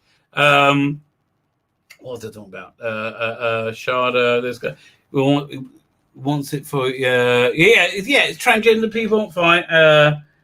So it wasn't Sylvester McCoy's fault that it was taken off air. So it was basically he bought it sometime, but they depleted its budget, put it against Coronation Street, and they basically tried to kill it, and they sort of did. And they had to do it when they did it because it was getting more popular again, right? If they had let it go another season, it would have started getting decent ratings again, right? So because it was on its way up, and it was good. Why? Because it was quality. That's why. Fancy a bet? Yeah, I do, mate. I do. If there isn't a 60th because of the BBC Centenary special instead. Also, Disney Ting and Frog, like Taron Woodby's Candyman and Merca don't exist. Listen, the stories they were in weren't grating shit, right? They weren't. I liked Happiness Control and Merca. Yeah, listen, it was badly realized, let's say, but it wasn't. It didn't have a character who was the opposite of the Doctor. You know, the Doctor's got to be an anti-authoritarian authority, right? That's what the Doctor's got to be. This Doctor is a horrible conformist who's a moron, right? And that's how they write it and play it. It's not me. I'm not on doing it, and I don't know why they chose to do it. I don't think TV Twilight works that way. Nobody's in the position to say where they will be in 5 years. No, exactly. 5 years means never. Right? 5 years means never. Are you assuming this based on Piers Wenger said, or do you actually have a reliable source? They absolutely destroyed the show by destroying the character of the Doctor, retconning the series and making the Doctor Timeless Child. The show is unrecognizable. I can't agree with you more, mate. See who replied to that. Unless you get someone with balls to erase and get Capaldi back for a proper regeneration, it'll never work. They went too far. I can't. State of this: fingers in ears, pretending it hasn't happened. Bless. It's not real, mate. It's not real, arsehole. Right? Doctor Who isn't real. Because you see it on screen doesn't make it. If you don't want it, it's not yours, mate. Right? It's like, well, it's all made up. There's no Time Lords. There's no Gallifrey. Bless. Fucking arsehole. You know what? There would have been a time when the idea of the Doctor not being on TV would have chilled me to it, but now there'll always be Who out there for me to enjoy, but maybe screaming and crying about it isn't healthy. Big Bo out there, enjoy it. At the end of the day, it's a TV show. Jodie was great. Nah, I don't think so. Needed a little work, but it has to go. You see, I don't really feel that way. I would rather not go. I'd rather come back. Maybe somebody decides they want to make some money in the future. Mine is always fun. Season 13 sounds promising. How? Oh, we're going to make a one sterilized story. That means if people don't like it, they're not going to get on board with it. They're not going to care. They're not going to try and they're not going to like it. You know how I know they're not going to like it? Because Chibnall's writing it. It will be shit. This is not hard to work out. It will be shit. It being filmed by a new director or something, it sounds like it'll be dark, scarier because the person... Okay, whatever. No, I agree with you. Chibnall ruined the show. The last episode was season 12. Put a nail on the cover of Doctor Who. Trailers were boring. You're literally Ian Levine. Okay, like when anybody says the word literally, you know they're an arsehole. It's like, what's the other douchebag thing they don't say anymore? Oh, yeah, when you start off a tweet, you're literally, okay. You're like Piers Morgan of Doctor Who. I haven't seen a single minute of Chibnall's Doctor Who, and thus can't speak to it. Oh, so you're just a dick, then? You're just a dick. I haven't seen it. I just want to tell you, you're shit. You're just a dick, then. You have he, him. Oh, God, stop. And nothing can't speak to it, but I can guarantee you it's better than pretty much anything you've contributed. Yeah, probably not. No, actually not. How can we blame the guy who was to write was polish over his dialogue for her and set tone for show when a mechanical failure crashes a plane? You don't blame the pilot. Yeah, but okay. Here's basically what happened. The onboard computer came up and said, "Please point the plane down. Please point the plane down." And she's like, "But if I do that, it will crash. Please point the plane down." Well, it says it.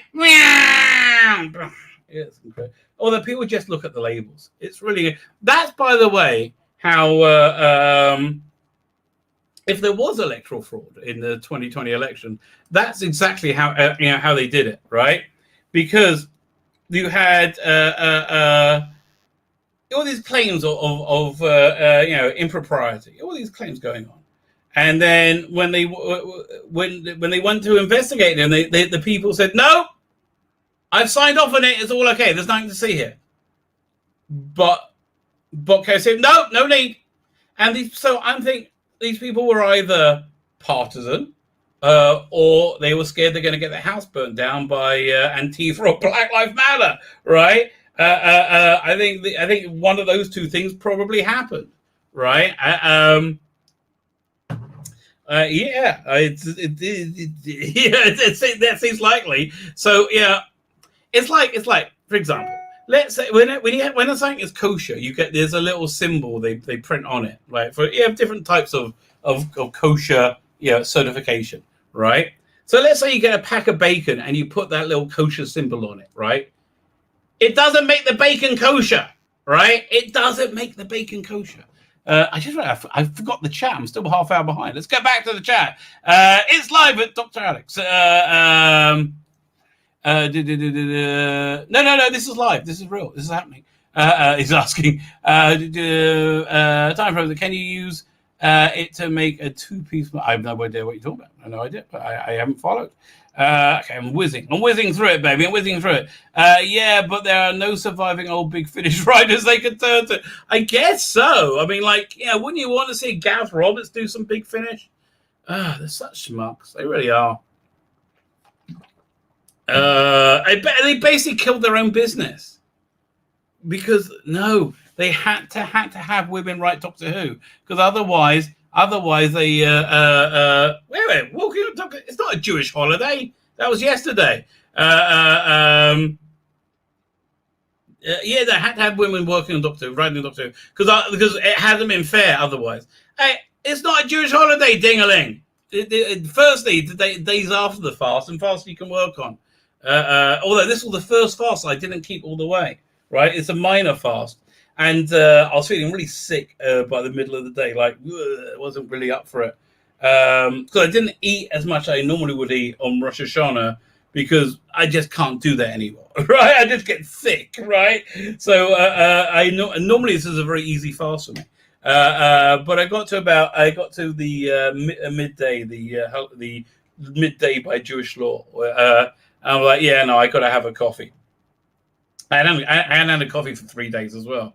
So I had a coffee and a few crackers. And boy, I really needed it. But it's the first time I ever broke a fast. But my rationale was this: that I would absolutely insist to anybody they do it if I felt the way I felt. I was telling them, listen, you're not supposed to talk to yourself. If you feel sick, you feel sick. Right? It's just like I never been able to talk myself into it.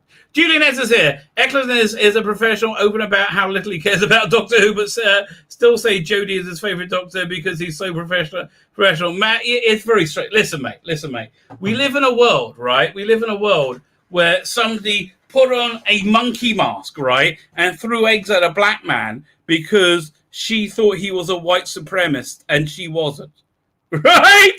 That's literally what happened. This woman threw eggs at Larry Elder, who I think will be the next governor. Right? I think I think the times are changing, babe.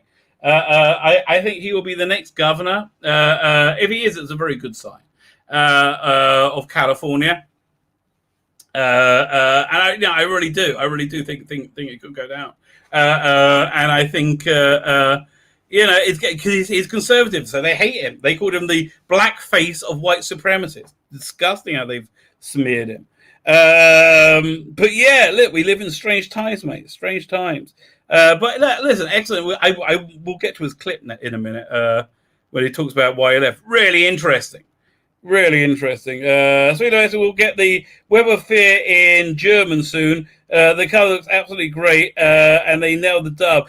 That's good news, but I tell you, the animation's horrible. Just watch the Telesnap reconstruct. The animation makes you actually physically nauseous. It was really bad. Let's be honest, Excellent has gone pretty woke. That's absolutely true. He has gone very woke, and it's very contradictory because he's also very capitalist. He I would support his right to charge charge the maximum amount he can charge for his signature and still have people pay it, because that's the right price point, right? That's you pay them right the amount that everybody will pay it, and they will still and you'll still get 90% of people buy it, right? That's where, and I defend his right because I think, it's fair. I think it's fair. He's put in his time to earn that. I think it's hypocritical to sell Big Issue, to spout socialism while you're doing that, right? I think it's very hypocritical, right? If you believed in socialism, then you should charge a low amount just to cover your time, right? You whatever you cover. I know you get millions of dollars for whatever. Do you? I don't know, but cover your time like a normal person's time, right? Cover your time like you were a plumber, right? There's no need to cover your time. There's no need to make $10,000, right? If you make $1,000, right? If you believe in socialism, right? So I think it's a real big thing. It's very, very hypocritical, right? But again, I defend his right to charge whatever he wants to charge because, I think that's right. I think saying you shouldn't do that is wrong, right? But equally, I think he should say so. All the Star Trek Discovery auctions I went for a chip. I'm not surprised. Who would want that crap? Here we go. We do a scroll. Going through the chat. Was there anything in the novelization of Dragonfly that explained the cliffhanger? Yes, there was. He was. It was on a slant, as I recall. It was on a slant, and he thought he could make it, but then he realized he couldn't. But I tell you, I solved it. If you weren't here for it, very, very quickly, you CGI as he's walking across, right? You CGI the a rock slide, right? Come down and destroy the path he's going to go to, right? And a fight. You get somebody. It's like they did with Tom Baker in when they did the CGI, the new effects for Logopolis, which I thought were very good. They had somebody play him dangling on the rope. You can do the same thing. You have to somebody play Sir McCoy, you can even have him play it, right? I bet he could. I don't know if he can still do it, but it'll be fun if you could. You might have somebody else play it, and then. So then he tries to climb down the next level, and he's and then what was I going to say? Then he causes another rock slide by ice chipping off, and it gets rid of the thing he was going to land on, right? And then you have Glitz come out, and then rest in peace, Toby Selbig, by the way. Come out and try and save him, right? I will enjoy that when I watch Dragonfire.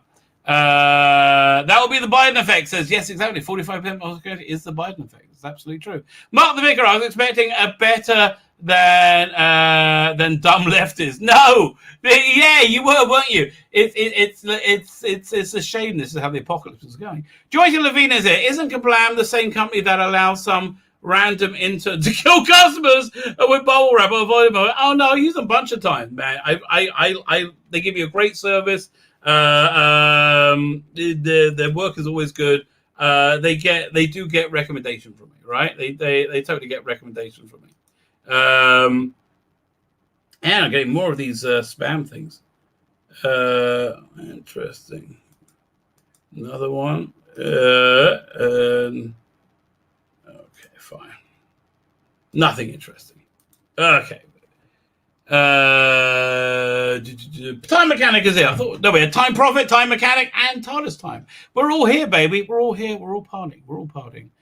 Peter Rich says, "Get my Indigo." Yes. Look. Time is definitely running out on that. They say it's going to print in about a week, right? I got to hear back from the rep.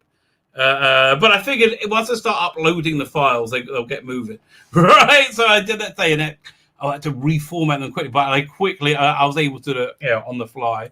They got quite nice. On Comics is here. I use Kablam. Ask for Jenny. Yeah, no, Kablam are great, mate. I absolutely love Kablam. 8-Bit Snick Boy is here. How you doing, sir? 24. How you doing, sir? Fine. Let me have a look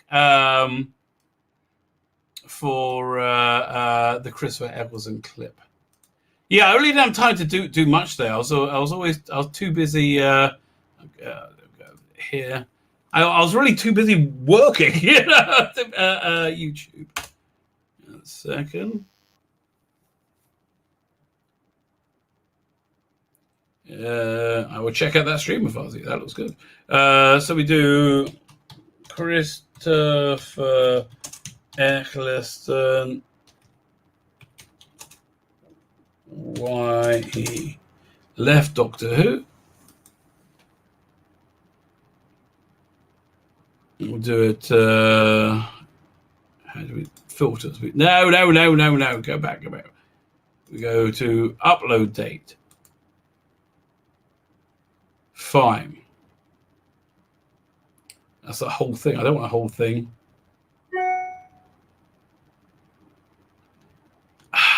Man.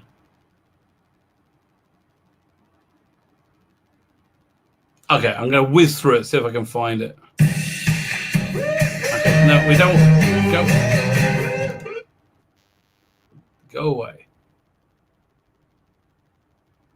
Yeah, we're not watching the whole thing. It's like an hour. Amazing. Can you just talk about what made you decide to write a book? And I thought, I'm not good. Let's see what this is. And you were going to play Peter Hook in 24. Okay. So this one is. I can tell what he's asking questions. How familiar with it were you? Okay, this is very good. It's kind of easy to find out when he's asking questions. Hey, they announced that I was leaving. Oh, here it. It's a BBC over Doctor Who saying to me, "Can you stop moving?" Because I was banging the mic, buttons were rustling. Because my doctor was quite physical, and I had to I should give it a straight jacket, really. But it all came back, and it Here we go. All right, here we go. This is about a 2-minute clip, right? That we're going to watch. It's really fascinating. The sound up as well. Let me make sure the sound's up as much as it can be. Yeah, okay, we're all good. You pretty pleased with sugar on top. Come back for the 60th anniversary. It's very doubtful, my relationship. By the way, you could see he was pained to tell people that, and because he saw they all would want it, but he also saw he can't piss people out. You can see his personal ethics, right? And I do get he's a dick charging what he's charging for signatures and pictures, right? I absolutely get that.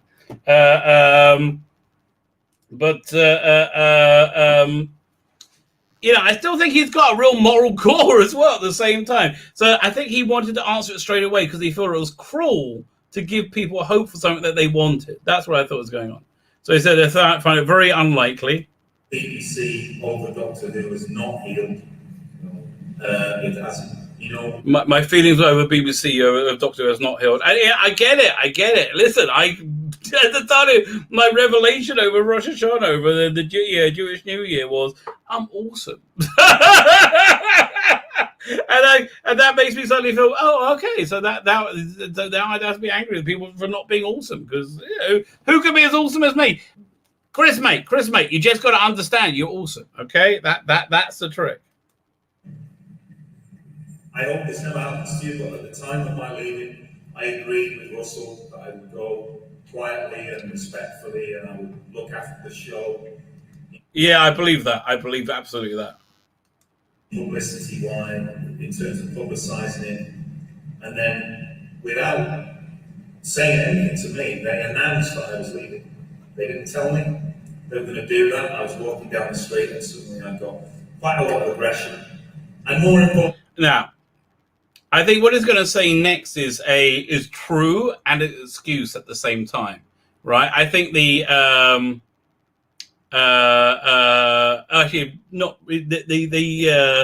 I think that springing on it, not treating him fairly, is like he was deeply offended by, and I think the next thing where they put words in his mouth also deeply offended him. Let me just wind it back a couple of seconds. Walking down the street, and suddenly I got quite a lot of aggression. And more importantly, they should have said,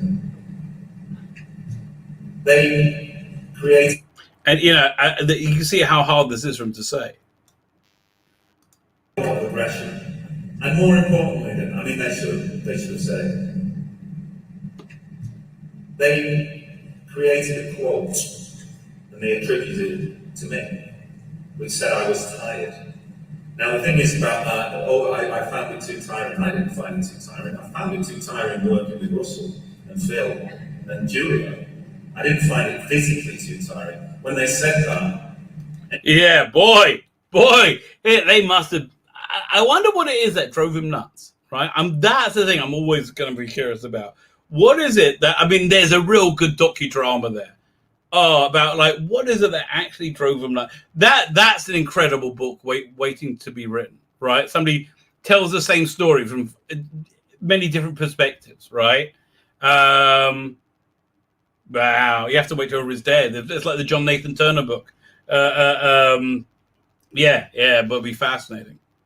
But putting words in his mouth, you can see his anger, his outrage, right?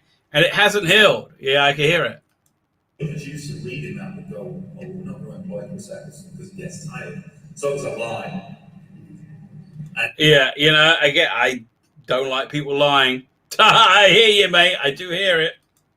In quotation marks, and I'm from Salford. You don't do that to me. Yeah, listen, if you breach his code of ethics, you are in trouble. Okay? Well, you are just in trouble. So they issued a kind of apology, but it's not enough. So no. But I'll do Big Finish, and I'll come to these conventions.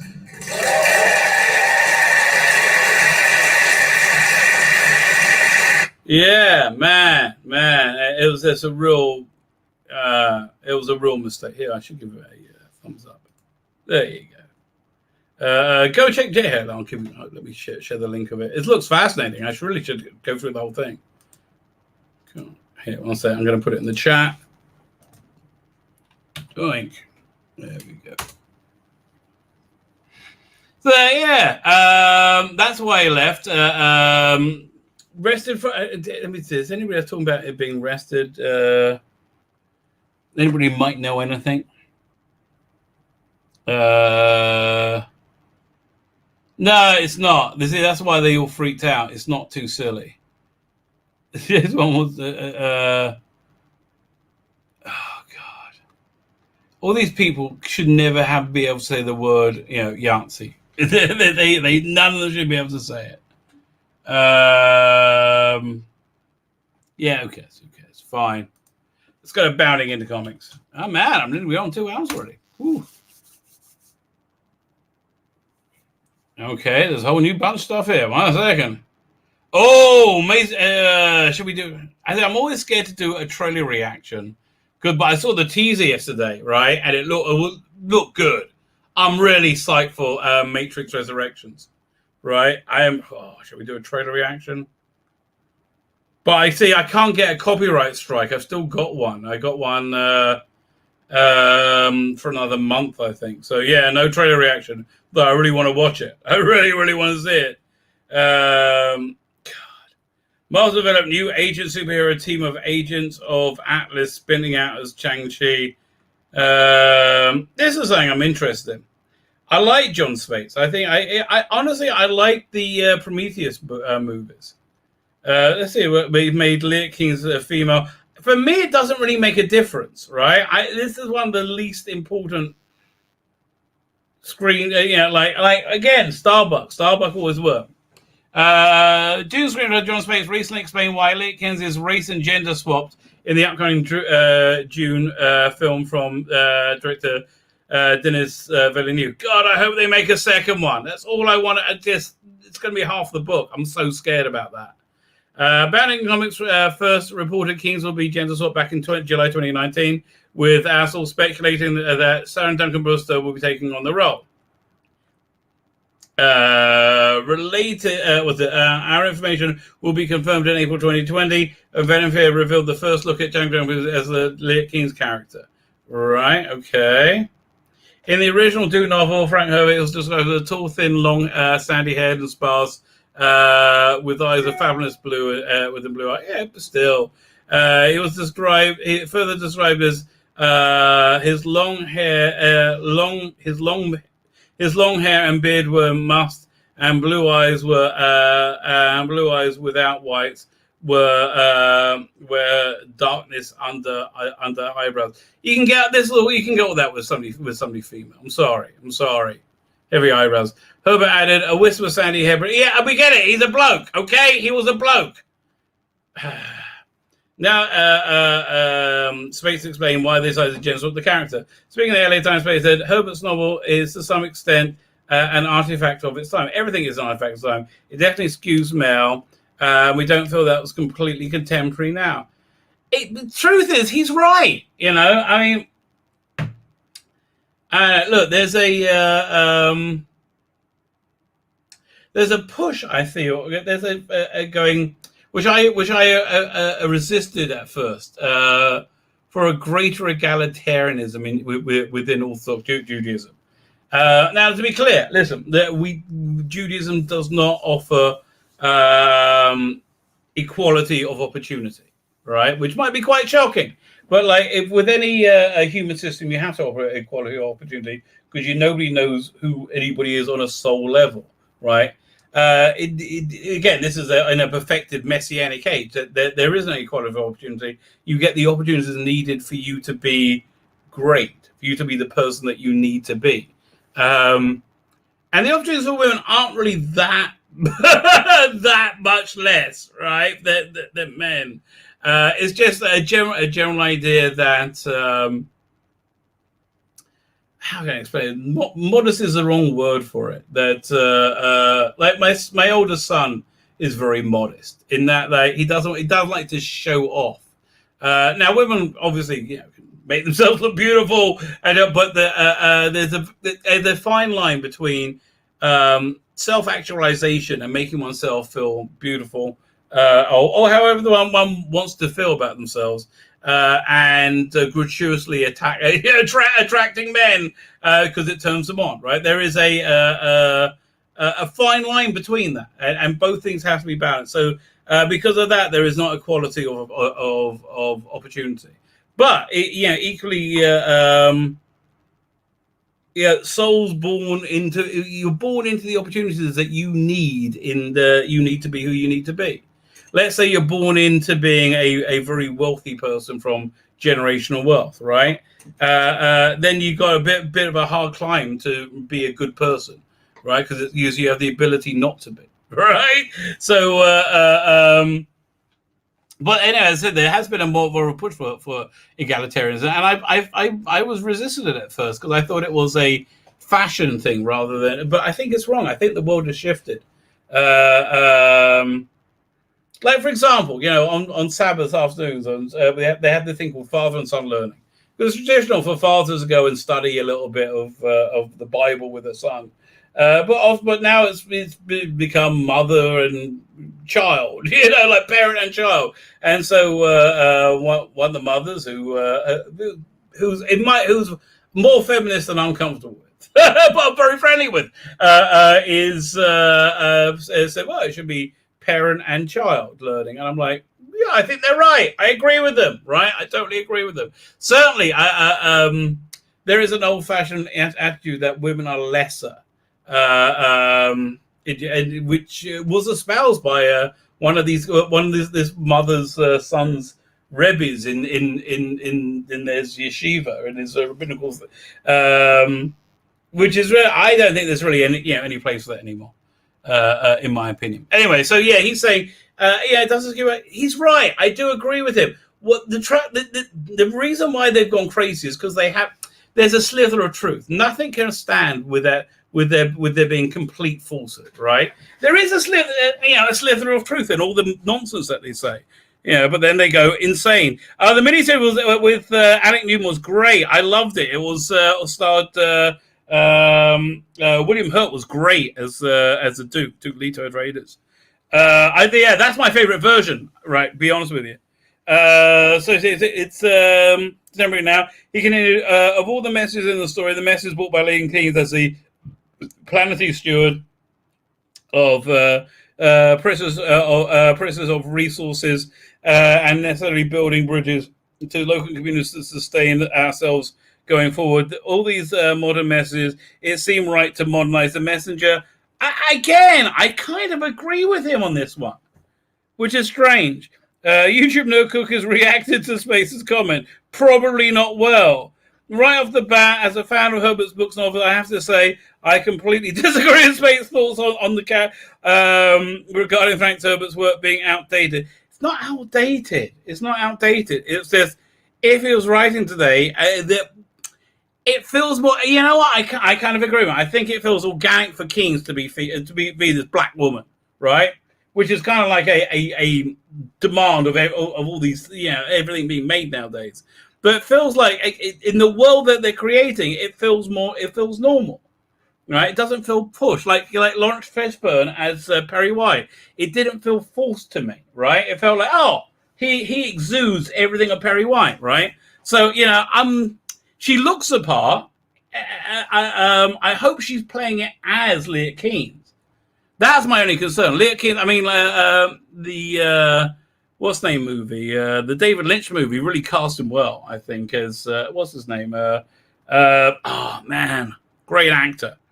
He was in one of my favorite movies called What Dreams May Come. I think we're going to look him up in a minute. Anyway, but he was a great Lear King, right? He certainly had that interesting quality about him. The same video is far removed from our photo 2,000 years, 20,000 years in the future. Yeah, no, I understand, but the people watching it, people experiencing it is today. Science fiction is never about the future. It's always about today. Good science fiction is always about today, right? Aidan notes, Space as they do is no doubt laughable to many fans. I don't think he was saying it was outdated. I really don't, mate. Okay? But I do want to point out, this is what's great about the Phantom Menace, right? We're not a monoculture. We don't all have to agree. I wouldn't then do time to be powerful. Well, yeah, you do have the Bene Gesserit. That's true. That's true. And I wonder why they're all white. I mean, they have to be. I mean, they all feel like they should be white, though, right? I mean, look, this movie just looks really good. Hate to tell you, this movie looks like it's going to be really good. She looks like she's playing it as a different character. It doesn't. It's an interesting take on Lear Kings. Let's put it that way. Her Jessica Ferguson's been a bit feministy while she's been promoting it. Okay, it's just I don't understand why it's a good idea. Yeah, look at this, man. And he's an arsehole, Dave Bautista. He's just a real massive dick. Looks so good. Looks perfect. Oh, I can't wait. Sorry, mate. It looks very good. I don't want to tell you. But let's look at the story. There's a Mandalorian story, isn't it? Feminism. Yeah, look, I'm never going to read the Shang-Chi. So it's so stupid. They think, oh look, it's like, yeah, okay. He got the lowest opening. If you adjust for inflation, he's got the lowest opening Marvel movie ever, right? So shut up, arsehole. I don't know what to tell you. It's like, okay. Specifically, they claim the film will be opening and domestic weekend between 35 and 55. That if the predictions had come true, this will be the worst opening for Marvel since Incredible Hulk 55. Blah blah blah blah. For inflation, fine. The predictions of the box office did not come true. It said Shang-Chi less than 35 million. Okay, in its opening box office, the fifth worst grossing MCU movie ever. Okay, so the only be Incredible Hulk, Ant-Man, Captain America vs. Avenger. Freaking awesome movie that. I don't know why that is just an awesome movie. However, if you adjust for inflation, which you have to do by the minute. If you don't have it in the third worst MC movie, both Captain America vs. Avenger and Thor best Shang-Chi's. Oh, good, as is right and proper. Captain America vs. Avenger 65 million back in 2000. It's worth 78 here. Yeah, good. On top of that, Shang-Chi performed worse even than Black Widow. That's available to view on Disney Plus and a same day release. Okay, bye. Yeah. I don't know why you strung yourself off there, mate. Yeah, put out this idiotic facegram Instagram post. Go woke, go broke. Yeah, no, you didn't do well, mate. And I don't know what to tell you. It's like, well, if you want to tell each other you did well. Well, okay, but that's not reality. Let's say they look at Jason Momoa in his new costume, which looks exactly like the old one to me. Really? Okay, that's the Aquaman I remember. Okay. So that was at the end of the last movie, wasn't he? Oh, we've got a few here. 1 second. Oh, I see. So he's got a black costume as well. Well, so as you can see before, classic Aquaman obtained towards the end of the first movie alongside the Trident. They gave him control over the 7 seas. However, the second slice is both a brand new suit that appears to be metallic blue and silver ornaments. He also is wearing a silver belt and boots.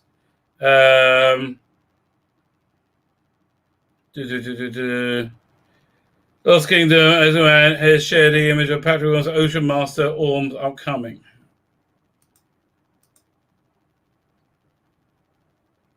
Okay. Don't really care. Look, honestly, it's a bit of a shit movie. Why is Planet of the Vampires trailer here? That's just weird. Okay. Honestly, it was a reasonably shit movie. It was fun. It was distracting. So you see what stupidity she's been sort of saying. Just give me the other quotes. Ferguson, who plays Lady Jessica in the film, did an interview with YouTuber Jake Hamilton's son of Jake's Takes, infamously known to bait Henry Cavill, describing fans as, "Oh, that arsehole. God, I hated him." I'm in the middle of reading Dune right now. I'm sort of in awe how much of the story belongs to and is driven by Lady, because in the year 2021, we as an audience tend to flip out when we get well-written, beautiful storylines, beautifully developed female characters, because unfortunately it shouldn't happen as frequently as that. I disagree with you. Really, I disagree with you. I think a lot of the women being written right now is just they write shit, but it's the good quality. It's always been good quality. I'm so curious, what does it say about Frank Herbert and Dune that he did something in the 60s but he still can't manage to do today? I don't know. How do you understand this movie is happening today? Okay, who gives a shit? Okay, who gives a shit? I don't know. Listen, everybody's crazy. What do you want me to tell me? Chuck Diss in response to DC retcon Tim Drake to make him attracted and make attractive men. Make him gay. Okay, why should that's called being gay. Let's see what you're going to say. God, I hate this. Ugh. Please tell Tim Drake he helped me until I blah blah blah blah. Okay, fine. And why are they always so smiley whenever they get to hey? He says, "What are my bona fides on Robin? I wrote 100 of monthly issues. I wrote a number of miniseries specials out on break. I did not create Tim Drake Robin. Marv Wolfman created Tim Drake Robin. Alan Grant further developed Tim Drake, but I was only tasked by Denny O'Neil to develop the character further and make him worthy of being Batman's sidekick. So he moved from ancillary character to full-fledged boy wonder."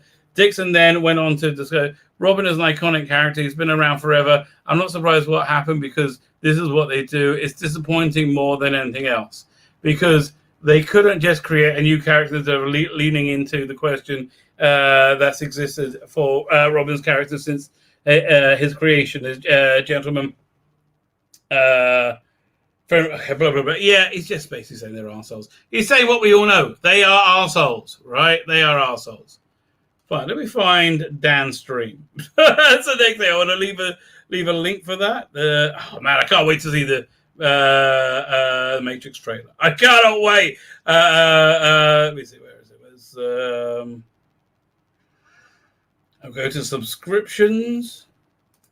There we go. It's got to be here. I saw him set up earlier. He will be talking in depth about these rumors. 5 years. Look, if they're saying 5 years, it's infinite, right? 5 years is forever. I think you set up yesterday. Yeah, this is one. Here's one. So this is starting in 31 minutes. Let me share it with you guys because I'm a bit peckish, mate. I'm a bit peckish. Oh, bollocks! Right there, PD Richards, right there. Danny Miller, how you doing, sir? That's Ozzy that ran Doctor Who in the 80s was much better than Chibnall's. He wasn't Ozzy. John Nathan Turner's boyfriend was Ozzy. I mean, like, basic husband was Ozzy. Planet of the Vampires. Now you're talking. That was better than anything else we're watching. Is there anybody else I missed here? I think I've got there. Jonathan Cox is here. How you doing, sir? Well, I said hello to you already, but hello again. Fine. So again, if you are a backer of what's it called again? My Indiegogo, we're looking good. We're looking good. We're going to print I'm just maybe I've heard back from the rep. Maybe no, I haven't heard from the rep yet. I don't know. It's going to your English ones are going to be coming within 2 weeks. The American ones don't know. Hope to find out soon. My name is Tzvi Lebetkin, and you go Rabbi from another. Please like, share, and subscribe. That'd be fan. That'd be double dozy. Thank you very much. In fact, my subscribers have done they did quite well, and then it's weird. Even though I loaded things up with content, they hovered around the same level, right? They did okay, but they went down a little bit. Man, I tell you, that was real tension getting all those done. I could have got 2 days free every week, but it's so much stress. I got 3 days worth of work done in 1 day. I mean, it was a nightmare. It was an absolute nightmare. So please, if you're not subscribed, please do subscribe. If you are subscribed, please make sure you're still subscribed. Hit the Amber Broadcast button.